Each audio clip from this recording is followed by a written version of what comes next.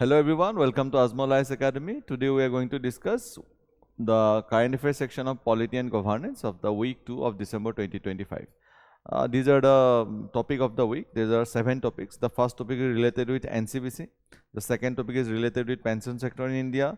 Third topic is related with organ donation, and the fourth topic is related with the National Testing Agency regarding the delay and paper leaks.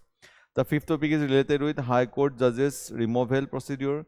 The sixth topic is related with Citizenship Amendment Act of 2019 and a special or a very important guideline that has been given by Supreme Court. And the seventh topic regarding digital platforms, that has a step that has been taken by the Australian government regarding the digital platforms. Okay, so let's deep dive into these topics.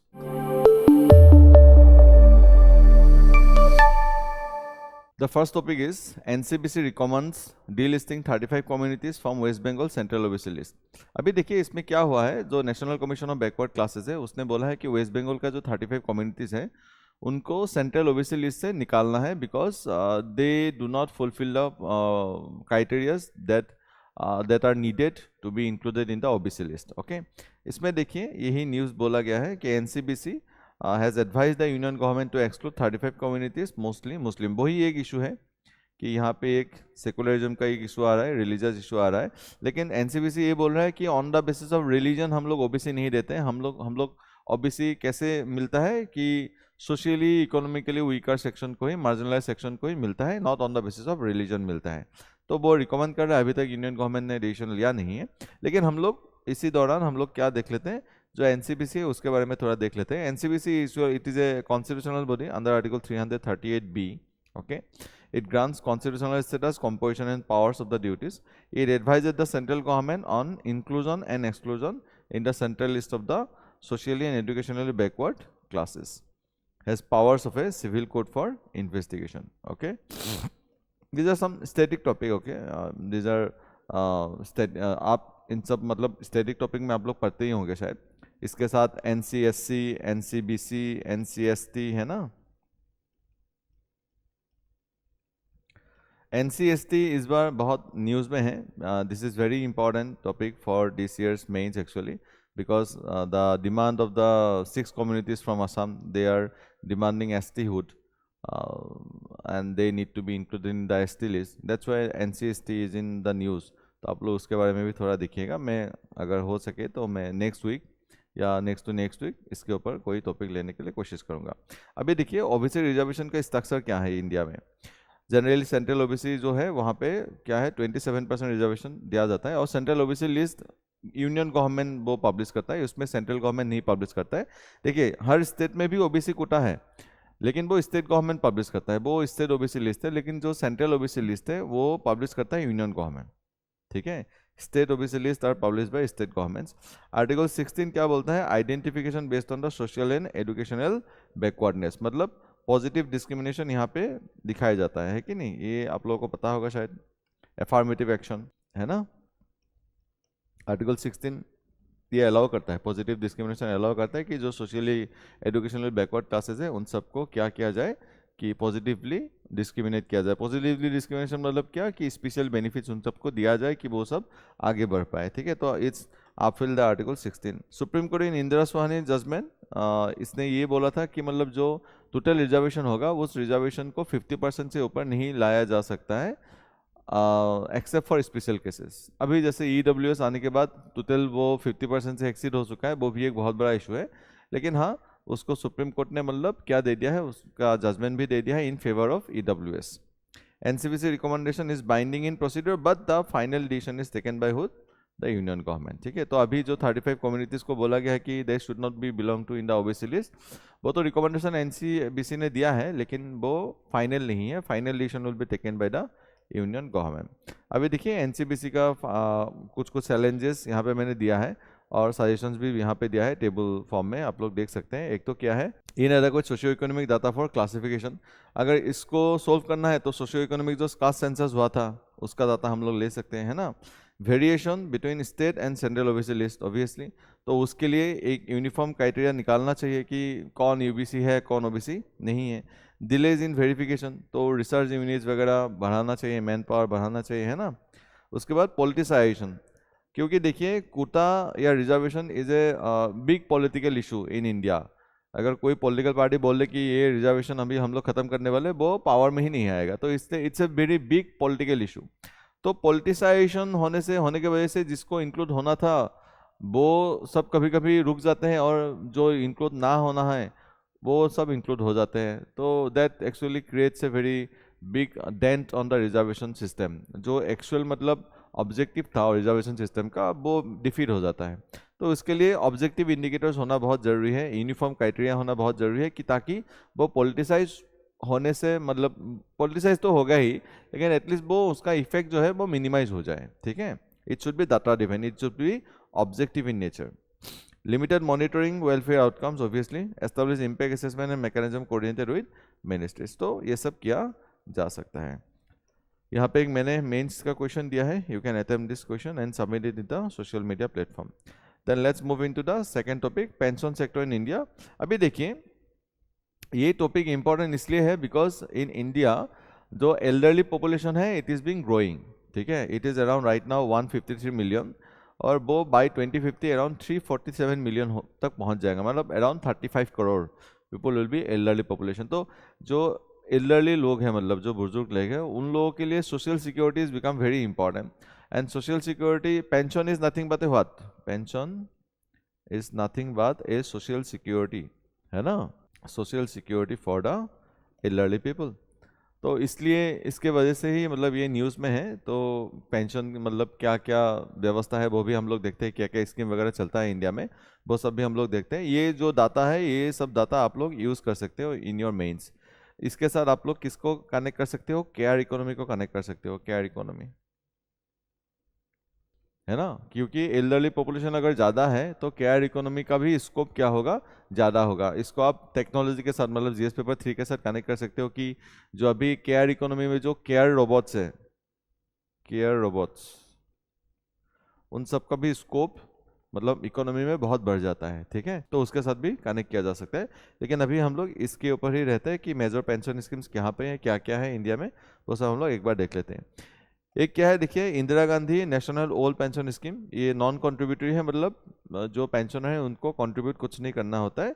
It generally supports the BPL elderly population. Centre और state मिल के ही मतलब क्या करता है, वो जो share है, मतलब सेंट्रल स्पॉन्सर्ड स्कीम है, तो जो कॉस्टिंग है वो शेयर करते हैं।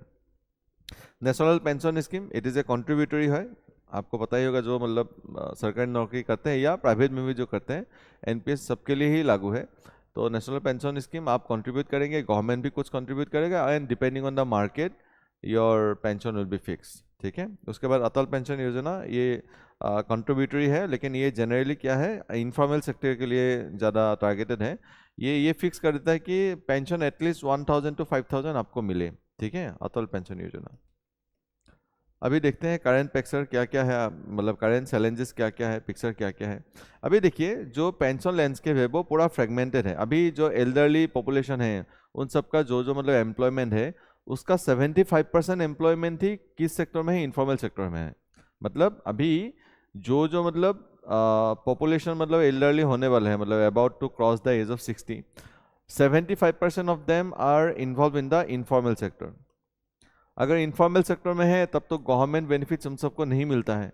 तो गवर्नमेंट सेक्टर अगर नहीं, गवर्नमेंट सेक्टर का बेनिफिट नहीं मिलता है, तब तो मतलब ये सोशल सिक्योरिटी का बहुत बड़ा इशू हो जाता है।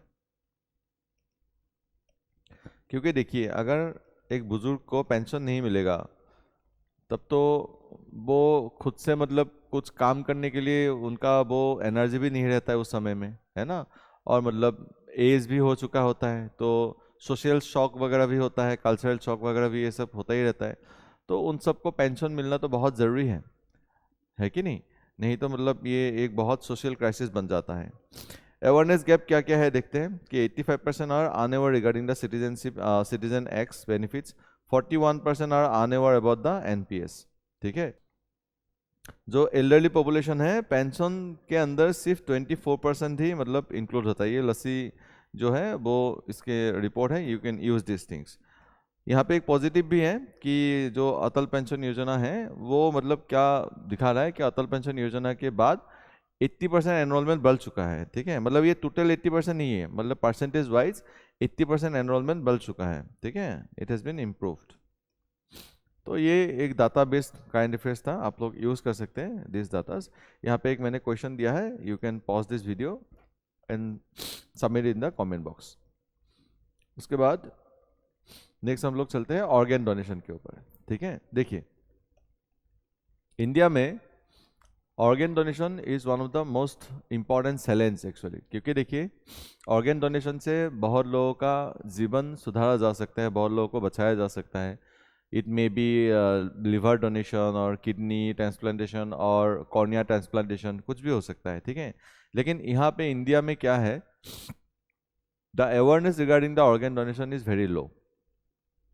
ओके, ऑर्गेन डोनेशन अवेयरनेस बहुत कम है। यहाँ पे एक डाटा दिया गया है कि इंडिया में जो ऑर्गेन डोनेशन रेट है वो कितना है, 0.5 पर मिलियन पॉपुलेशन, ठीक है। ये नोटो का रिपोर्ट है, national organ transplantation and national organ tissue transplantation organisation report है उसका 2020 का।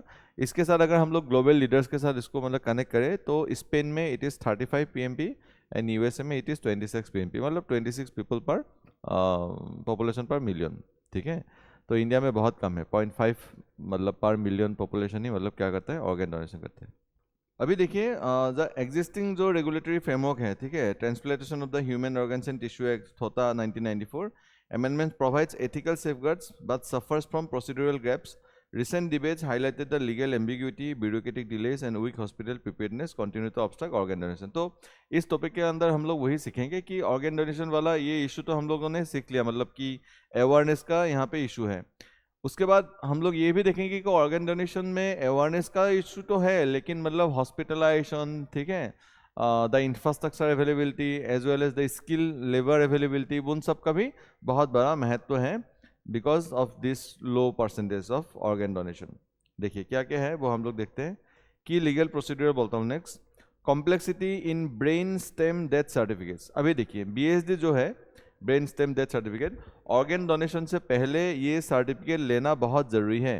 Without this certification organ donation can not be done, ठीक है। लेकिन BSD सर्टिफिकेशन के लिए 4 मेंबर मेडिकल बोर्ड एक बैठना पड़ेगा, वही ये क्या करेगा, सर्टिफिकेशन देगा। अभी देखिए ये जो है मतलब 4 मेंबर मेडिकल बोर्ड मतलब बैठेगा, BSD सर्टिफिकेशन देगा। ये जो स्मॉल हॉस्पिटल्स है, स्मॉल हॉस्पिटल्स में ये सब अवेलेबल तो होता नहीं है, तो इसीलिए वहाँ पे BSD सर्टिफिकेट मिलना भी बहुत मतलब मुश्किल हो जाता है। और मतलब BSD सर्टिफिकेट मिलेगा उसके बाद ऑर्गन मतलब रिट्रीव करेंगे, क्योंकि देखिए किडनी लिवर इन सब को आपको 4 to 6 आवर्स के अंदर आपको रिट्रीव कर लेना है। मतलब बाद में आप लोग ट्रांसप्लांट कर सकते हैं, वो दूसरा बात है, लेकिन रिट्रीवल आपको मतलब एक इंसान जब मतलब मर जाता है उसके बाद 4 to 6 आवर्स के अंदर आपको क्या करना है, रिट्रीव करना है। लेकिन BSD सर्टिफिकेट मिलने में ही अगर दिक्कत होगा तब तो वो कोई वैल्यू रहेगा ही नहीं उसका, है ना। कॉन्सेंट बैरियर्स, अभी देखिए कॉन्सेंट बैरियर्स क्या है कि जो सपोज मैंने कॉन्सेंट दिया है कि जब मैं मर जाऊंगा तब मेरा ऑर्गन आप डोनेट कर देगा, लेकिन इशू क्या है कि आपको फैमिली का भी कॉन्सेंट लेना होगा। जो इंडिविजुअल कॉन्सेंट है वो तो लेना ही पड़ेगा आपको, वो तो आपको होना ही पड़ेगा, लेकिन फैमिली का कॉन्सेंट भी होना पड़ेगा। अभी उसी चक्कर में बहुत सारी चीज़ें फंस जाता है। Around 50% cases in the 50% cases family reject कर देता है, मतलब उसको कि मतलब हाँ हम लोग नहीं देना चाहते हैं, ठीक है, तब तो ऑर्गन डोनेशन होगा ही नहीं, है ना। ये एम्स का स्टडी है कि study shows family refusal accounts for over 50% lost donor opportunities, ठीक है। ये एक बहुत बड़ा इशू है। Uneven hospital infrastructure, only limited number of hospitals are authorised to as retrieval और ट्रांसप्लांट सेंटर्स, है ना, सब हॉस्पिटल कर भी नहीं सकते। Many district hospitals like ICU beds, training staff, organ retrieval teams, है ना। इसके लिए तो मतलब क्या चाहिए होता है, एक प्रॉपर स्किल स्टाफ चाहिए होता है, सब लोग तो नहीं कर सकते, है कि नहीं। तो ये एक स्किल गैप है। Organ allocation and governance gaps, ये देखिए इसको आप लोग याद रखिए, नोतो रोतो सोतो, ये नेटवर्क तो एस्टेब्लिश किया गया है लेकिन इसमें भी कोऑर्डिनेशन लैक है। मतलब नोटो मतलब क्या, national organisation for transplant, national organ and tissue transplantation organisation, ये रीजनल है, ये स्टेट है। इन तीनों का एक नेटवर्क बनाया गया है लेकिन इसमें भी कोऑर्डिनेशन लैक है, ठीक है। मतलब कोई यूनिफॉर्म फ्रेमवर्क नहीं दिया गया है कि कैसे क्या करना है, तो इसके लिए मतलब क्या हो जाता है, डिले हो जाता है, delay in organ transport, interstate coordination issues, limited real-time digital matching outside the major metros. CAG report क्या बोला है इसमें?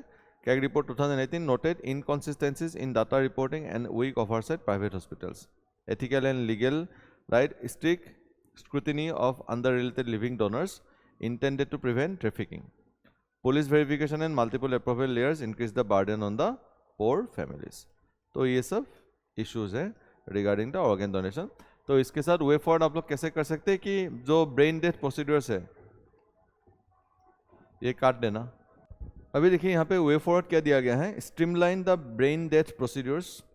जो BSD सर्टिफिकेशन के बारे में बोल रहा था उसका क्या होना चाहिए कि एक प्रोसीड्यूर मतलब एक फ्रेमवर्क तैयार हो जाए जो इजी हो. ठीक है, BSD सर्टिफिकेशन मिलना इजी हो. टेली कंसल्टेशन अप्रूवल मतलब सही हो जाए, क्योंकि सब जगह पे वो बोर्ड अवेलेबल होगा नहीं, तो 4 लोगों का एक बोर्ड बैठना पड़ेगा, वही BSD दे पाएगा, है ना. वो मतलब आसान तो होता नहीं है, इसीलिए ट्रांस कंसल्टेशन भी, टेली कंसल्टेशन भी क्या करना चाहिए, अप्रूवल करना चाहिए. It introduce BSD communication protocols.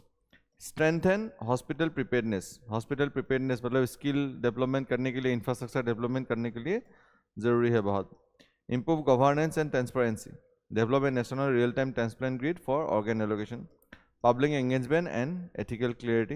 Awareness बहुत इंपॉर्टेंट है. बहुत लोगों को पता ही नहीं है कि ऑर्गन डोनेशन करने के लिए करना क्या होता है. ठीक है, तो यही सब है. नोटों के बारे में यहाँ पे दिया रखा है, आप लोग एक बार देख सकते हैं. यहाँ पे क्वेश्चन दिया है मेंस का, आप लोग सबमिट कर सकते हैं इसको लिख के. नेक्स्ट है delay and paper leaks, national testing agency under scrutiny. तो इसमें मतलब क्या बोला गया है, एक पार्लियामेंट्री स्टैंडिंग कमेटी ने मतलब नेशनल टेस्टिंग एजेंसी के ऊपर एक मतलब सर्वे किया था. एंड उस सर्वे के बाद उन्होंने मतलब एक रिकमेंडेशन भी दिया है कि नेशनल टेस्टिंग एजेंसी के पास मतलब सरप्लस पैसा है, फिर भी मतलब एग्जाम कंडक्ट वो अच्छी तरह से नहीं कर पा रहा है, पेपर लीकेज हो रहा है, डिले हो रहा है. ठीक है, तो इसलिए मतलब नेशनल टेस्टिंग एजेंसी में कुछ चेंजेस लाने के लिए रिकमेंडेशंस बोल रहा है. क्या क्या सजेशन दिया है? Invest robust test security systems where digital risk are high, shift to pen and paper formats. कि जहाँ पे मतलब ऑनलाइन जो टेस्ट होता है ना, वहाँ पे अगर रिस्क है तब पेन एंड पेपर फॉर्मेट में जाने के लिए ये पार्लियामेंट्री कमेटी बोल रहा है. टाइम बाउंड रिजल्ट्स देना चाहिए, कैपेसिटी बिल्डिंग करना चाहिए, external oversight to the major entrance test. Other findings क्या क्या बोला है देखिए. Need for better regulation of university grants commission, strength and evolution under minimum qualification. अभी थोड़ा NTA के बारे में देख लेते हैं, ये क्या है. It's a statutory body, statutory autonomous body under ministry of education. ठीक है. पार्लियामेंट्री स्टैंडिंग कमिटीज क्या है? These are permanent actually committees, permanent parliamentary committees. उन सब वो सब क्या करते हैं कि स्पेसिफिक कोई पॉलिसी हो, गवर्नेंस इशू हो, उन सबको क्या करते हैं, हैंडल करते हैं. ठीक है. It enhance the executive accountability. तो नेक्स्ट टॉपिक की तरफ चलते हैं. DMK move towards removal motion against Madras high court जजेस. तो इसमें देखिए वो न्यूज़ बहुत ज़्यादा इंपॉर्टेंट है नहीं, इसमें इंपॉर्टेंट क्या है कि removal process of high court जजेस. हाई कोर्ट जजेस का रिमूवल प्रोसेस क्या है? It is a part of static, actually static topic है, फिर भी मैं एक बार रिवाइज कर देता हूँ कि ये क्या है, इशू क्या है. एक मतलब एक जज ने एक स्टेटमेंट दिया था जिसने मतलब रिलीजियस सेंटिमेंट को हार्ट किया है, इसीलिए DMK नाउ फाइलिंग ए मोशन कि मतलब सुप्रीम मतलब जो हाई कोर्ट का वो जज थे उनको क्या करना चाहिए, रिमूव करना चाहिए. ठीक है, तो थोड़ा रिमूवल प्रोसीजर हम लोग देख लेते हैं. रिमूवल प्रोसीजर देखिए डिटेल में कॉन्स्टिट्यूशन में नहीं दिया गया है कि जजेस इंक्वायरी एक्ट जो 1968 है उसमें ही सिर्फ डिटेल प्रोसीजर दिया गया है, उसमें सिर्फ ग्राउंड दिया गया है. कॉन्स्टिट्यूशन में सिर्फ ग्राउंड दिया गया है कि on the ground of proof and misbehaviour and incapacity के अंदर ही एक जज ऑफ द हाई कोर्ट को क्या किया जा सकता है, रिमूव किया जा सकता है. थोड़ा प्रोसीजर हम लोग देख सकते हैं कि इनिशिएशन होने के लिए आप वो बिल राज्यसभा में भी स्टार्ट कर सकते हो, इनिशिएट कर सकते हो, लोकसभा में भी कर सकते हो. इनिशिएट करने के लिए आपको लोकसभा में 100 मेंबर्स का आपको क्या चाहिए होगा, अप्रूवल चाहिए होगा, साइन किया होगा मतलब वो चाहिए होगा. और राज्यसभा में कितना मेंबर को उसको सपोर्ट करना पड़ेगा, इनिशिएट करने के लिए 50 मेंबर्स का सपोर्ट चाहिए होगा. उसके बाद वो प्रिसाइडिंग ऑफिसर के पास जाएगा, मतलब स्पीकर के पास भी जा सकता है, चेयरपर्सन के पास भी जा सकता है.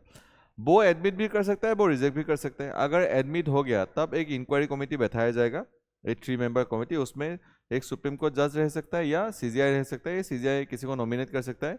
एक chief justice of high court रहेगा एंड ए इमिनेंट ज्यूरिस्ट रहेगा. ठीक है, जिसको प्रेसिडेंट अपॉइंट करेंगे।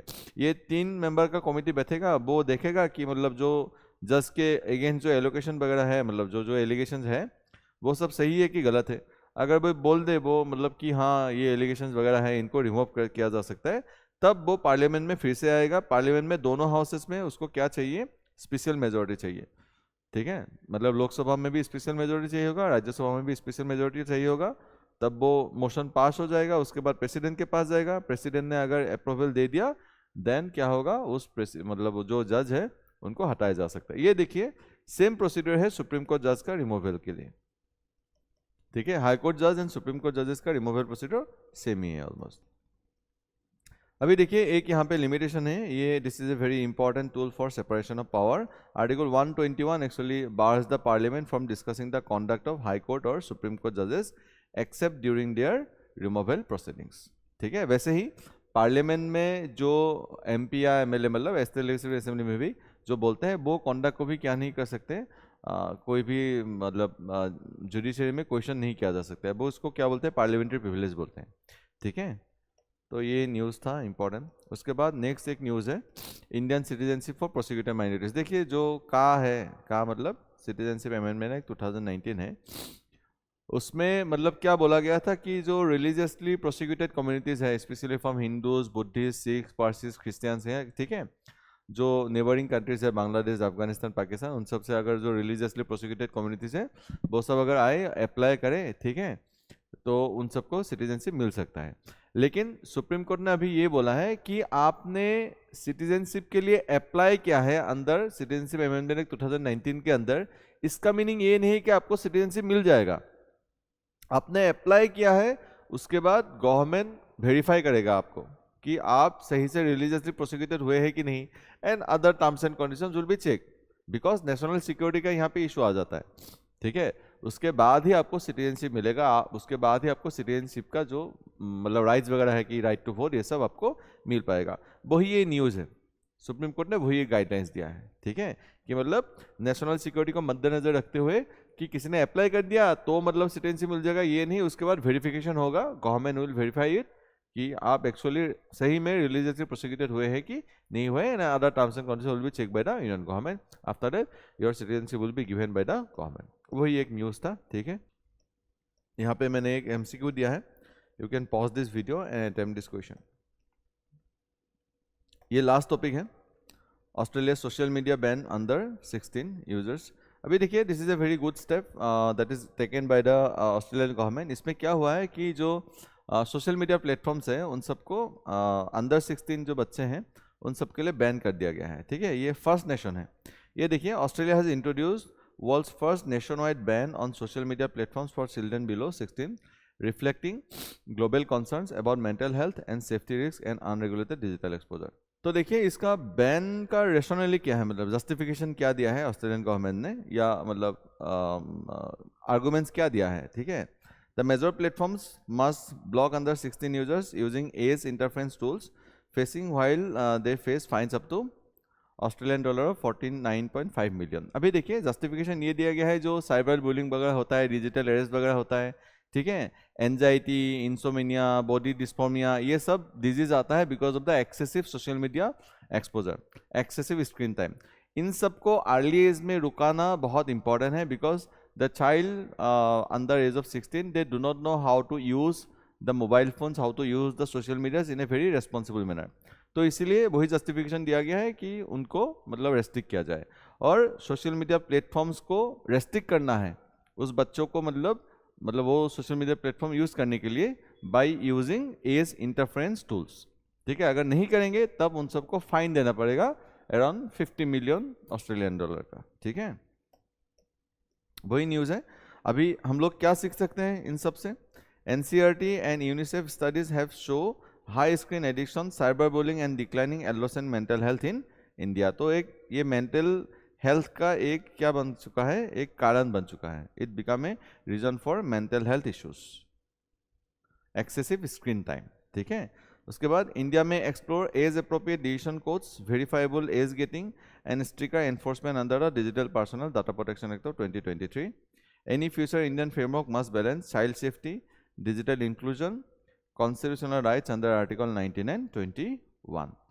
तो बैलेंस करके चलना पड़ेगा, लेकिन हाँ जो स्क्रीन टाइम वगैरह है सोशल मीडिया के थ्रू, मतलब डिजिटल एरेज वगैरह होता है, साइबर बुलिंग, साइबर ब्लैकमेलिंग, ये सब होता है, उन सबको रोकना भी बहुत ज़रूरी है। ठीक है, तो these are the topics for this week. This is a question that I have given regarding this topic. तो that's all for this week.